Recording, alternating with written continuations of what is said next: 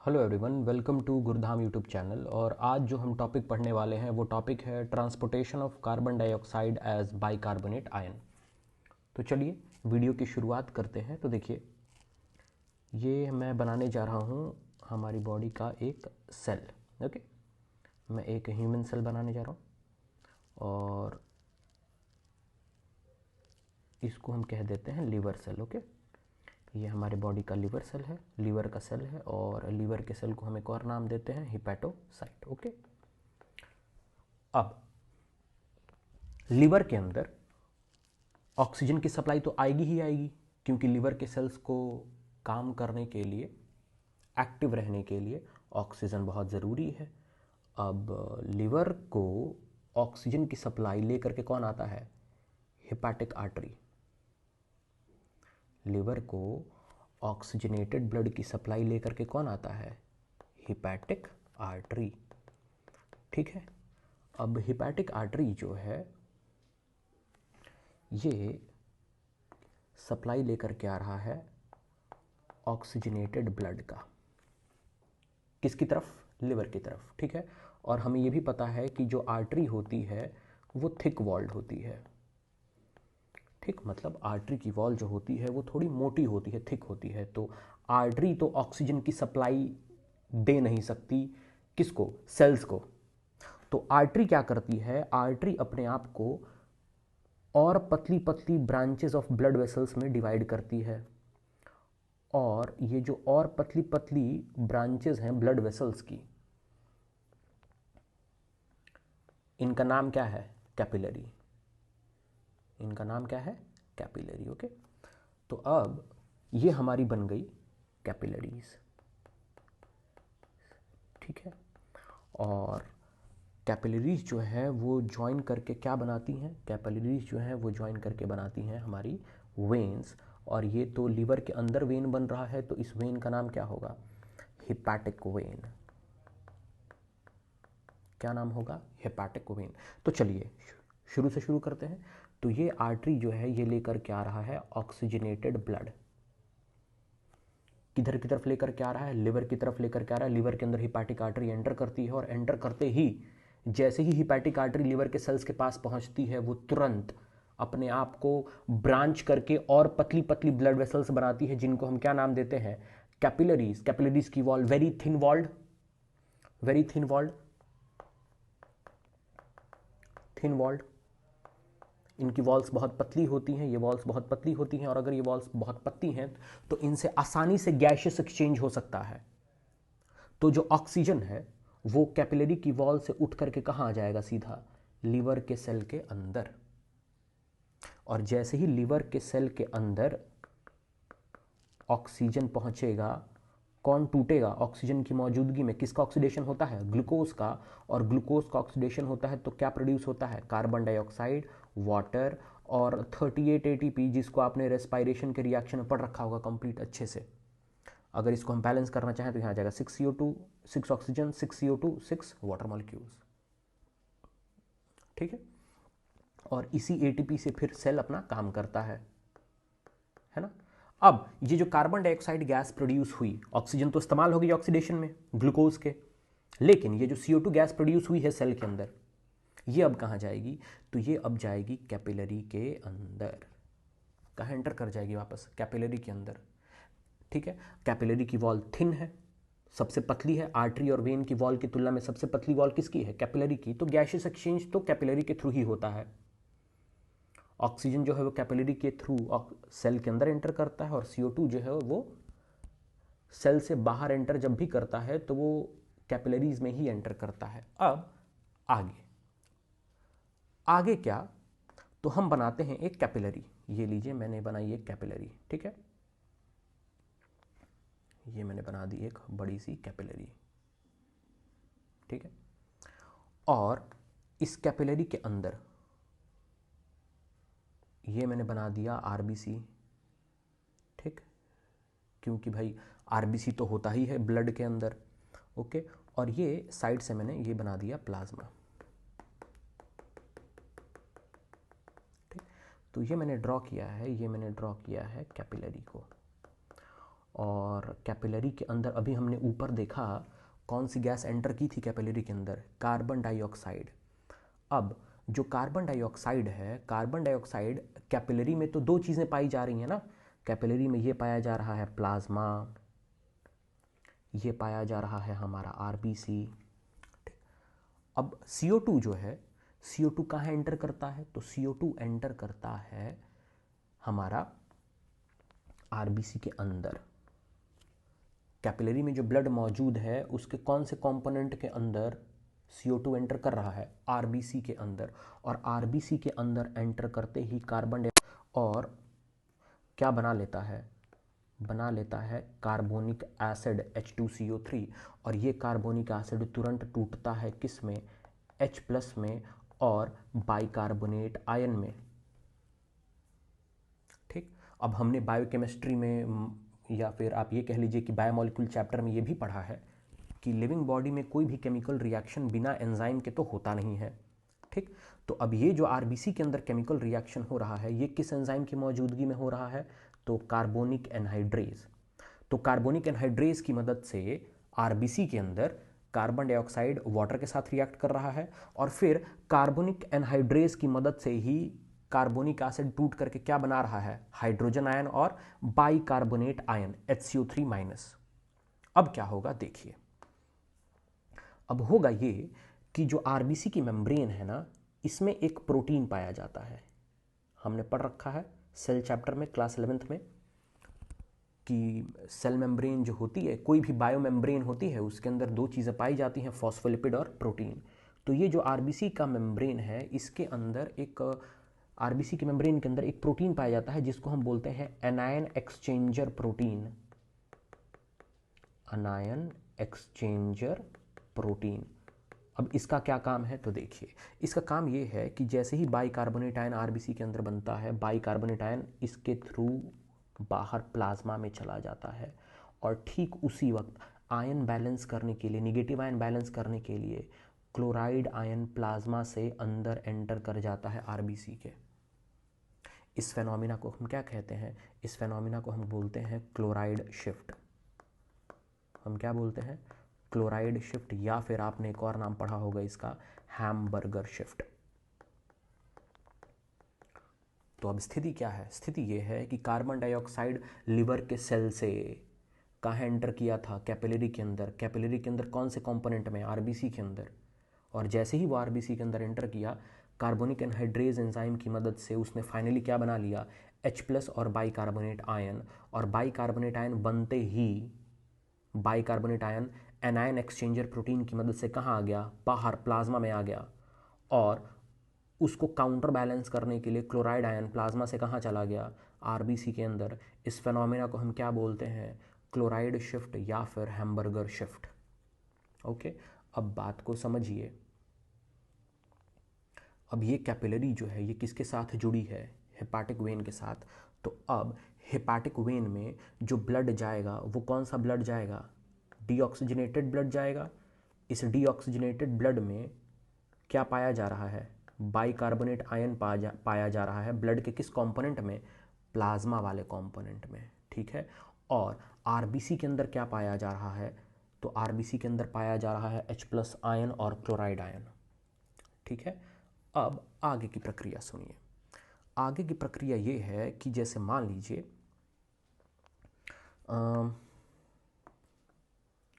ये रहा हमारा लिवर सेल। ठीक है, और लिवर सेल के अंदर ऑक्सीजनेटेड ब्लड की सप्लाई लेकर के कौन आ रहा था, हेपाटिक आर्टरी। हेपाटिक आर्टरी जो है ये अपने आप को कैपिलरीज में से ब्रेक डाउन कर ले रही थी, है ना। ये तो हम अच्छे से मैकेनिज्म सारा पढ़ चुके हैं। और ये कैपिलरी फिर वापस जो रीजॉइन होकर के क्या बना ले रही थी, हेपाटिक वेन। ठीक, तो थोड़ा सा हेपाटिक आर्टरी को ऐसा कर लेते हैं। तो ये हो गई हमारी हेपाटिक आर्टरी, ये हो गई हमारा हेपाटिक वेन, ये हो गई हमारी कैपिलरी बीच में। ठीक है, अब ये हेपाटिक वेन के अंदर क्या मौजूद है, हेपाटिक वेन के अंदर मौजूद है डीऑक्सीजनेटेड ब्लड। किस फॉर्म में, बाइकार्बोनेट आयन के फॉर्म में। ठीक, अब ये हेपाटिक वेन जो है, हेपाटिक वेन डीऑक्सीजनेटेड ब्लड लेकर के किधर की तरफ मुड़ेगा? ये मुड़ेगा जी आपका हार्ट की तरफ। किधर की तरफ मुड़ेगा? हार्ट की तरफ, ठीक है। और ये मैं ऊपर बना देता हूँ हार्ट, ओके, ये है हमारा हार्ट, ओके। डायग्राम पे मत जाइएगा, मैं बस एक रफ रिप्रेजेंटेशन ड्रॉ कर रहा हूँ। तो ये हमारा हिपैटिक वेन है, और हिपैटिक वेन जो है ये डीऑक्सीजनेटेड ब्लड लेकर के किधर जा रहा है? हार्ट की तरफ। और ये हिपैटिक वेन फिर किस में ओपन हो जाता है? एक बड़े वेन में ओपन हो जाता है। इस वेन का नाम क्या है? Vena cava. और वेना केवा जो है ये फिर किस में ओपन होती है? हार्ट में डायरेक्टली ओपन होती है। और हार्ट क्या करता है? हार्ट इस डीऑक्सीजनेटेड ब्लड को सीधा किधर पंप करेगा? सीधा पंप करेगा लंग्स की तरफ। किधर पंप करेगा? लंग्स की तरफ। किसकी मदद से पंप करेगा इस डीऑक्सीजनेटेड ब्लड को? पल्मोनरी आर्टरी की तरह मदद से। किसकी मदद से? पल्मोनरी आर्टरी की मदद से, ओके।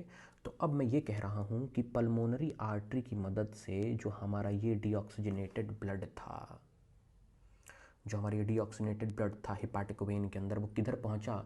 लंग्स की तरफ। किधर पहुँचा?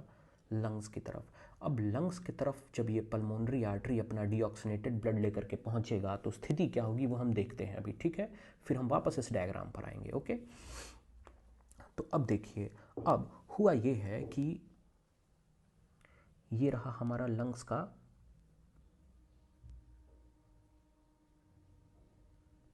ये हुआ हमारे लंग्स का एल्वियोलाई, ठीक।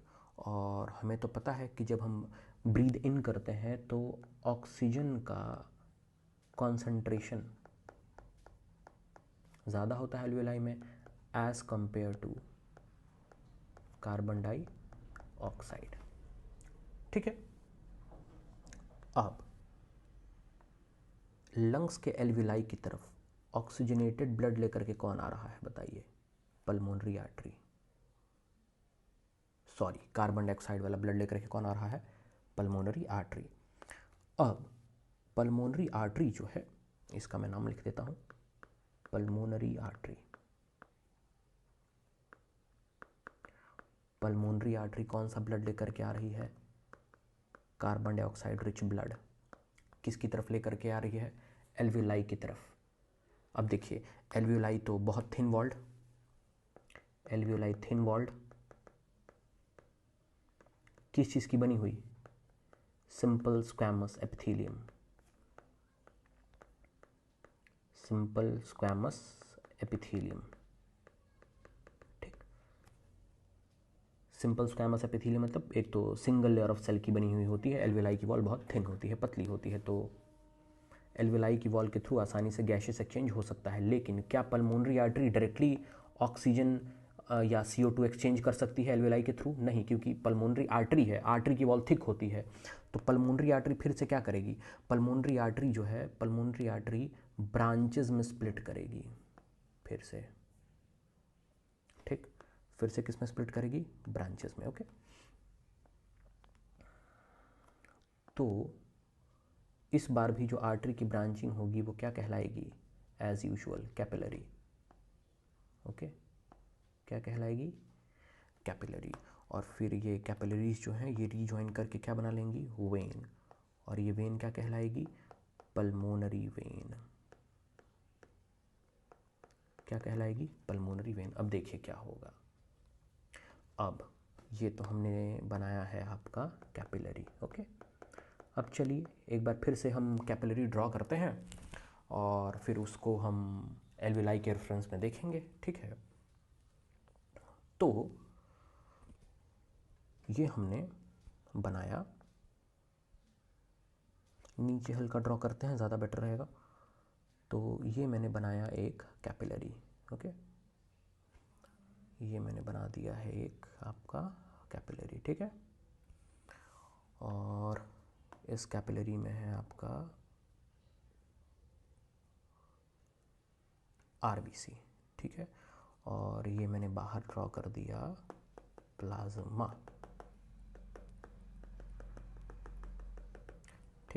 आरबीसी के अंदर क्या क्या मौजूद है, तो आरबीसी के अंदर मौजूद है H+ आयन और क्लोराइड आयन, किसकी वजह से, क्लोराइड शिफ्ट की वजह से, ठीक। और बाहर क्या मौजूद है, तो बाहर हमारा मौजूद है बाइकार्बोनेट आयन, ठीक। और आरबीसी की मेम्ब्रेन में चलिए हम प्रोटीन भी बना देते हैं।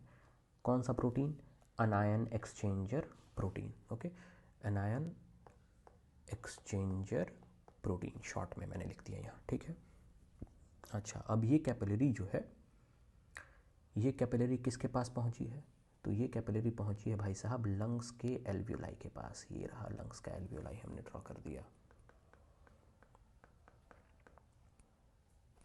ठीक। अब होगा क्या, होगा ये कि हमने मान लीजिए अभी अभी इनहेल किया है, जब हमने इनहेल किया है तो एल्वियोलाई के अंदर ऑक्सीजन का कॉन्सेंट्रेशन ज़्यादा रहेगा और CO2 का कॉन्सेंट्रेशन कम हो जाएगा। और ये जो कैपिलरी एल्वियोलाई के पास पहुंचा है, ठीक, किसकी वजह से पहुंचा है, किसकी वजह से पहुंचा है, पल्मोनरी आर्टरी की वजह से पहुंचा है।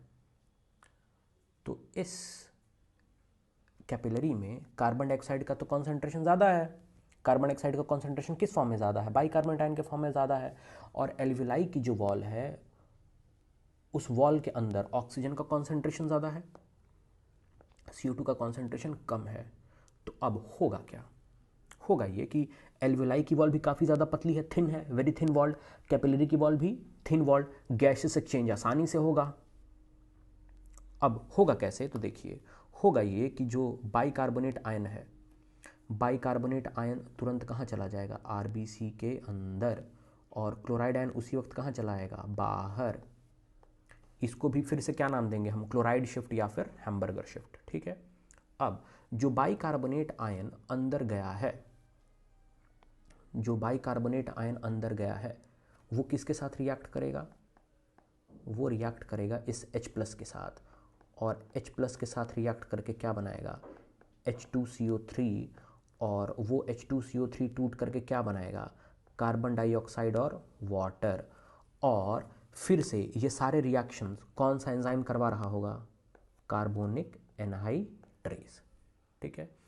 और अब क्या होगा, अब होगा ये कि ये अब हाइड्रोजन आयन यहाँ से हट जाएगा, क्योंकि हाइड्रोजन आयन तो बाइकार्बोनेट आयन के साथ मिक्स करके फाइनली कार्बन डाइऑक्साइड और वाटर में कन्वर्ट हो चुका है। तो अब आगे की प्रक्रिया क्या है, आगे की प्रक्रिया ये है कि ये जो आपका कार्बन डाइऑक्साइड है, ये कार्बन डाइऑक्साइड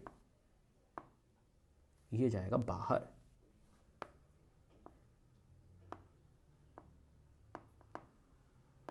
एक सेकेंड, हाँ, तो ये कार्बन डाइऑक्साइड कहाँ जाएगा, ये कार्बन डाइऑक्साइड जाएगा बाहर सीधा एल्वियोलाई में, क्योंकि प्रेशर ग्रेडियंट है, कार्बन डाइऑक्साइड का कॉन्सेंट्रेशन कैपिलरी में ज़्यादा है, एल्वियोलाई में कम है, और एल्वियोलाई की वॉल और कैपिलरी की वॉल काफ़ी ज़्यादा थिन है,